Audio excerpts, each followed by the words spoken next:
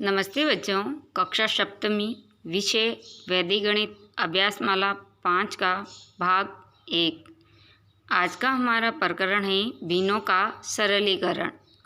भिन्नों का सरलीकरण हमें सूत्र अथवा वैकल्पिक विधि का प्रयोग करते हुए करना है। तो सबसे पहले हम प्रश्नों को देखकर ये पता करेंगे कि इसमें सूत्र लगाना है या इसको वैकल्पिक विधि के द्वारा प्रश्नों को हल करने हैं। तो सबसे पहले हम देखते हैं कि जब भिन्नों में गुणा अथवा भाग की क्रिया संपन्न करनी होती है तब भिन्न के हर को हमको आधार मानना होता है। जब हर को हमने आधार मान लिया उसके बाद हमें क्या करना है, तो हर जब हमने आधार मान लिया है तो जो ऊपर अंक दे रखे अंश, उन अंशों से हमको विचलन ज्ञात करना है।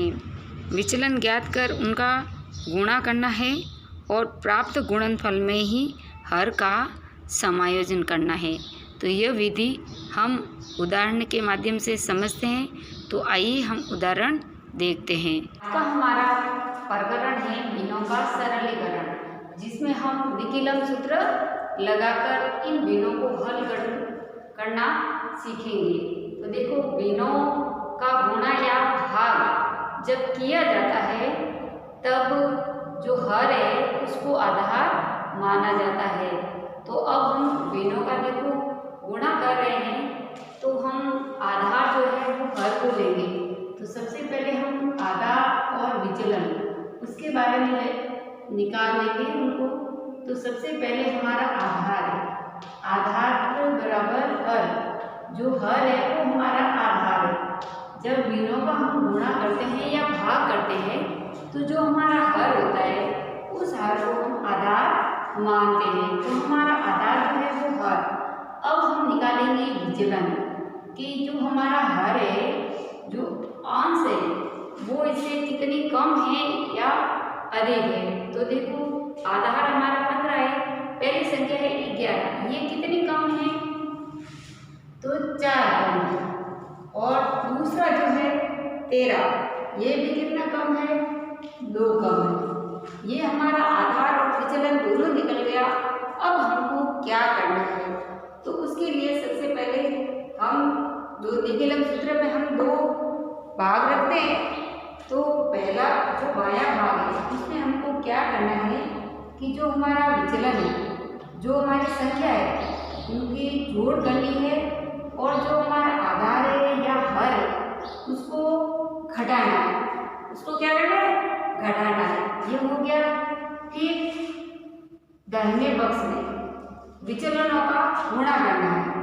तो विचलन 4 और 2 गुणा करके हर का भाग देना है, या कह सकते हम आधार का भाग देना है। तो देखो कितने हो गए यहाँ पे, 24 में से हमको कितने घटाने हैं, 15 और 4 दूनी 8 धनात्मक संख्या आएगी, -2 संख्या है, इसलिए हमारी यहाँ पे जो संख्या आएगी वो धनात्मक आएगी। 24 में से 15 आएगी तो पीछे बचे हमारे पास 9। तो हमारा जो आंसर आया 9 सही 18/15। तो ये तो था हमारा सूत्र विकलन के द्वारा भिन्नों का गुणा करना।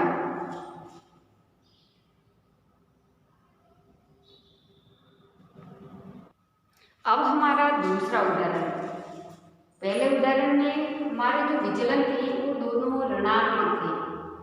जब हमारे विचलन जो है एक धनात्मक और एक ऋणात्मक हो तब हम क्या करेंगे, उसको कैसे हल करेंगे, उसके लिए हम कौन सी विधि का प्रयोग करेंगे। तो देखो, सूत्र हमें वही विचलन लगाना है।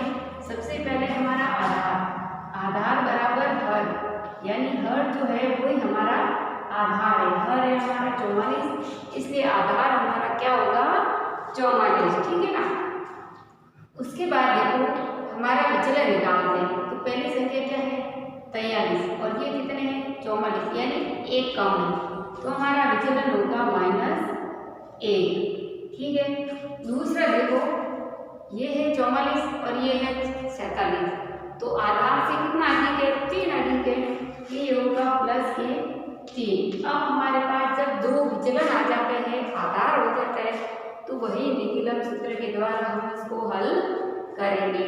तो हमारे सूत्र के द्वारा 43 प्लस 47 माइनस 44 ये हो गया। उसके बाद इस पक्ष में विचलनों का गुणा, विचलन है 1 और प्लस का 3, बट्टे में क्या करना है? आधार, ठीक है, आधार का भाग देना है। अब देखो ये संख्या बड़ी है, 47 में से 44 गए, पीछे क्या बचे? 3,